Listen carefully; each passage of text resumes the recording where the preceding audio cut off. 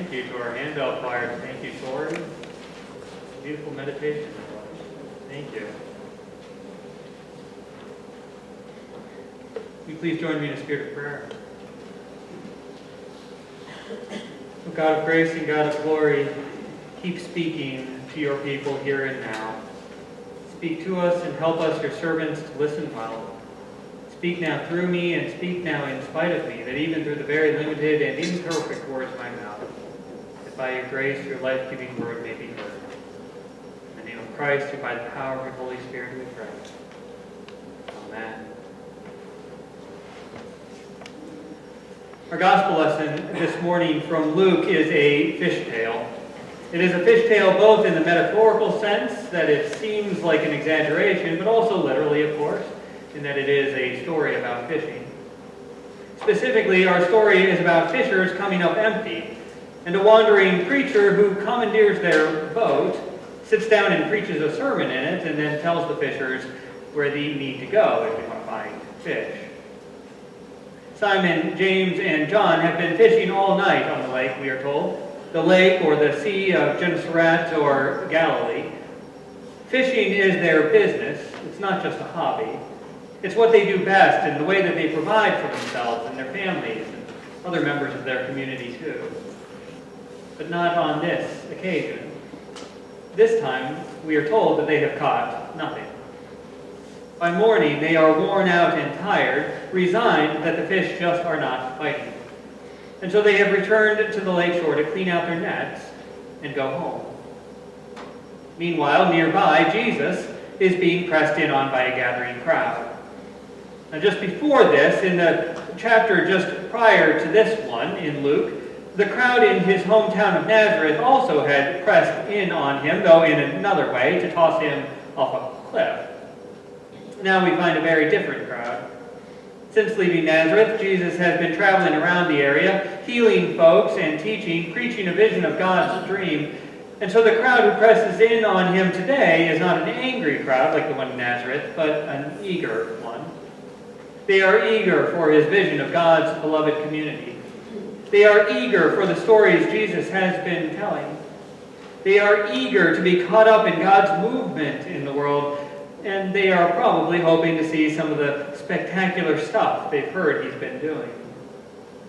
But in all of their eagerness, they are almost as dangerous to Jesus as the crowd in Nazareth. They're not trying to throw him off a cliff, but they nearly topple him into a lake. And so Jesus notices boats sitting on the lake shore, and he hops into one of them. He sits down in it and begins to teach.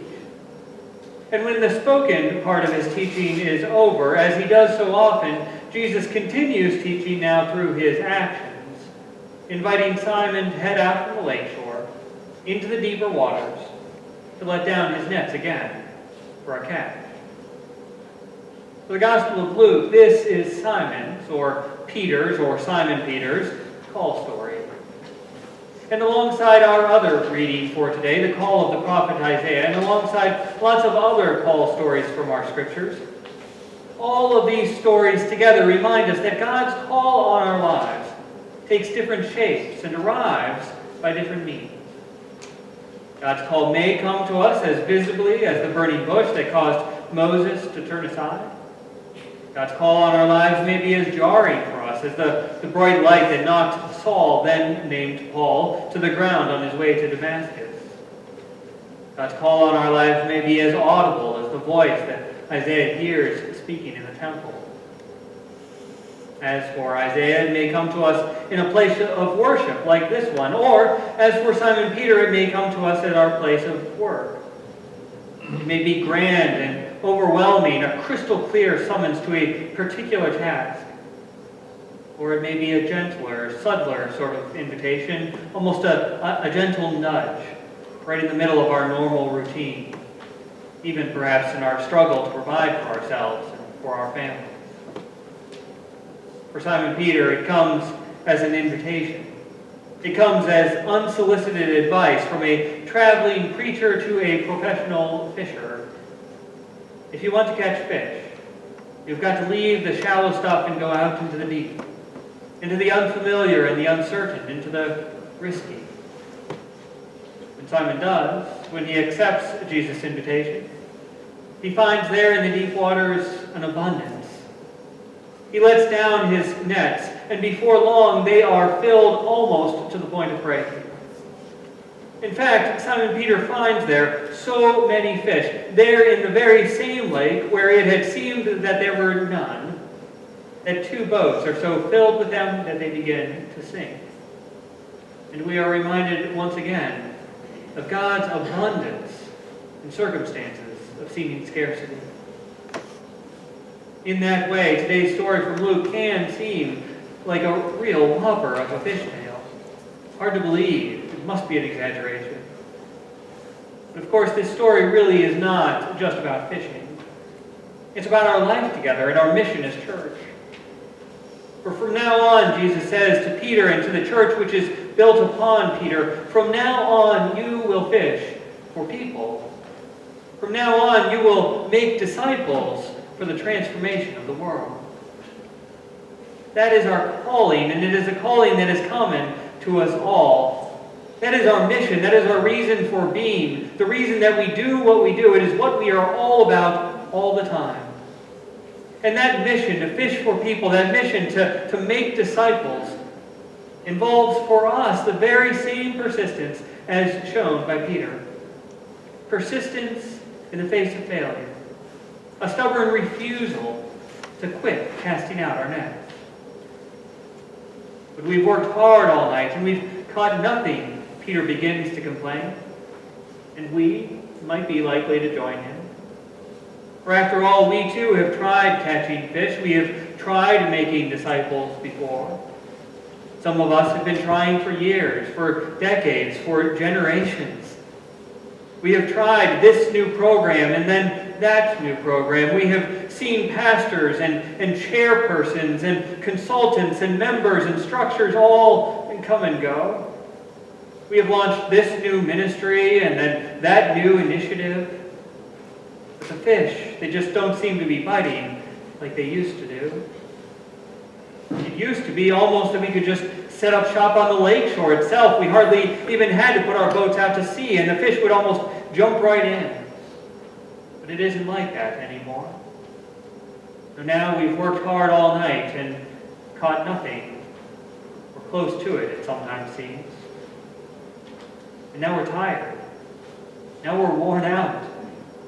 Maybe we're even resigned to clean out our nets and just go home. That initial complaint from Peter is not, we remember, the end of his response.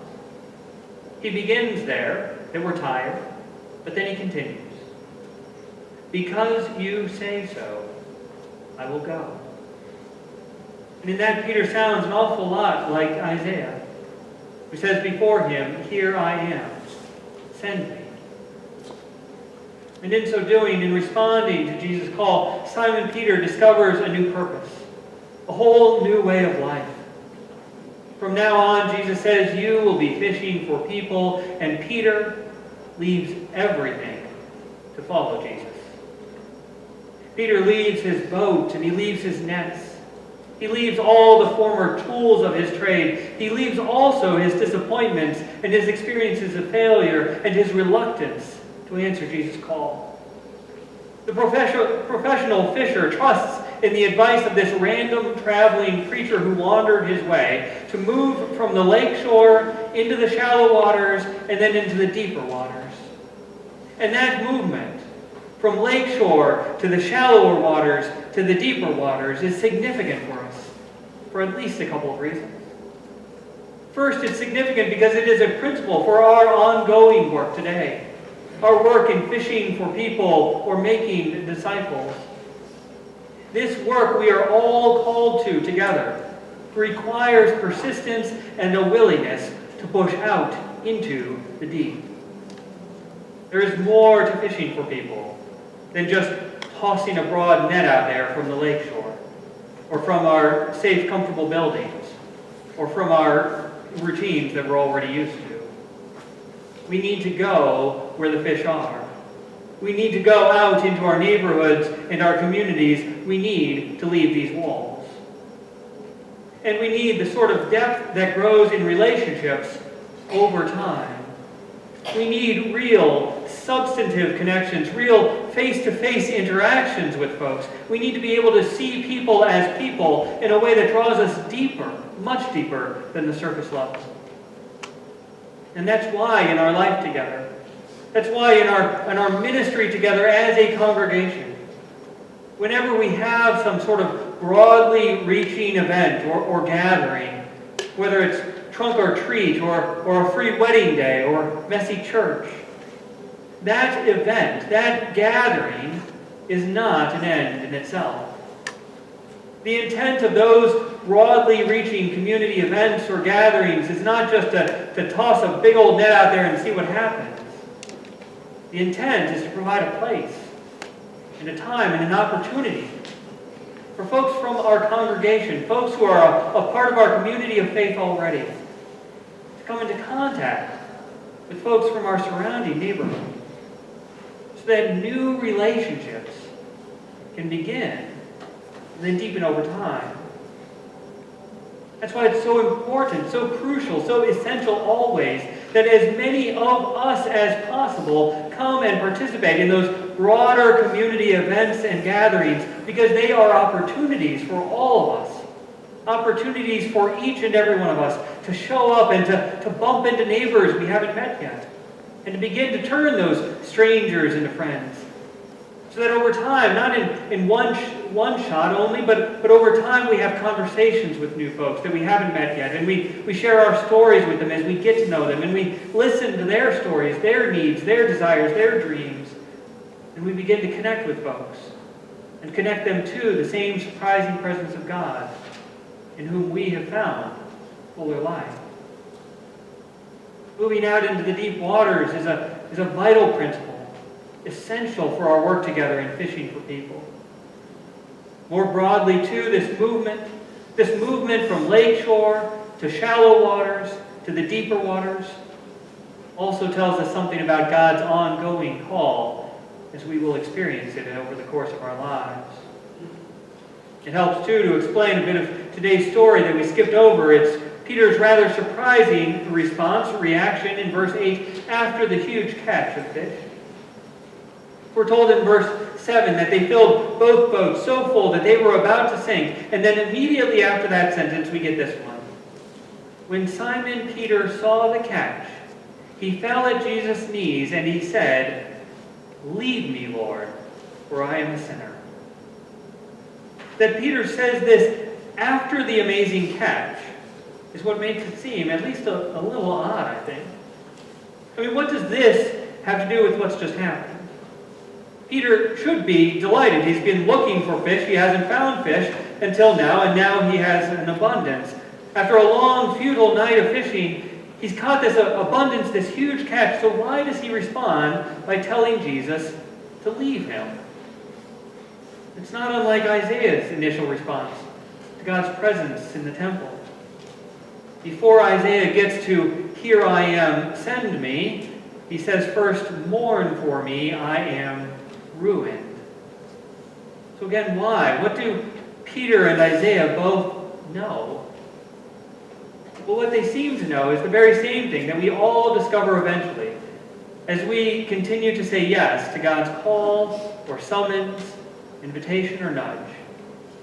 And that is that when we start saying yes to God, that is never the end of it. When we start saying yes to God, God keeps calling. God keeps sending us in this particular direction. God keeps sending us to go deeper, to go among folks we would never imagine meeting or spending time with, to go into places that we would never think that we would go, to go and to do and to say things we would never have guessed. First in this story, Jesus just asks simply enough to borrow Peter's boat. Then he asks Peter just to take him out from shore just a little bit. Then Jesus sends Peter out into the deeper waters. And by the end of this short little story, Jesus is calling Peter to leave his entire livelihood and to start fishing for people. By the time Peter has hauled in that big catch of fish, I have to think that he's started to figure this out. You can see the trend here in Jesus' call. He can perceive the direction of it. That Jesus is going to keep calling him out. That Jesus is going to keep sending him out.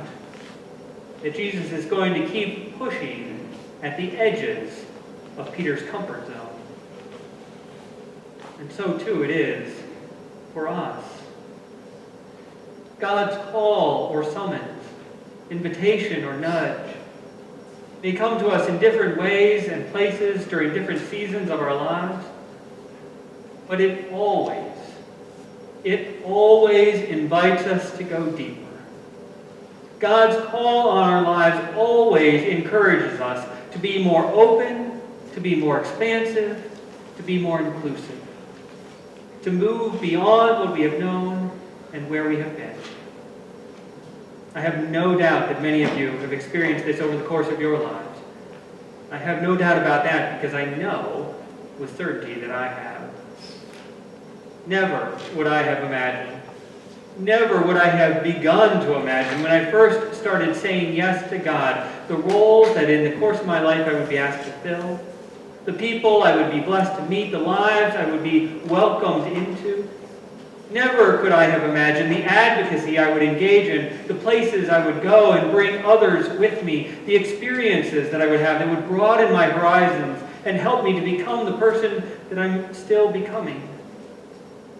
And had I known when I first started saying yes to God, where that yes would lead me, where all those yeses would take me, just like Isaiah and Peter before me, I would have hesitated.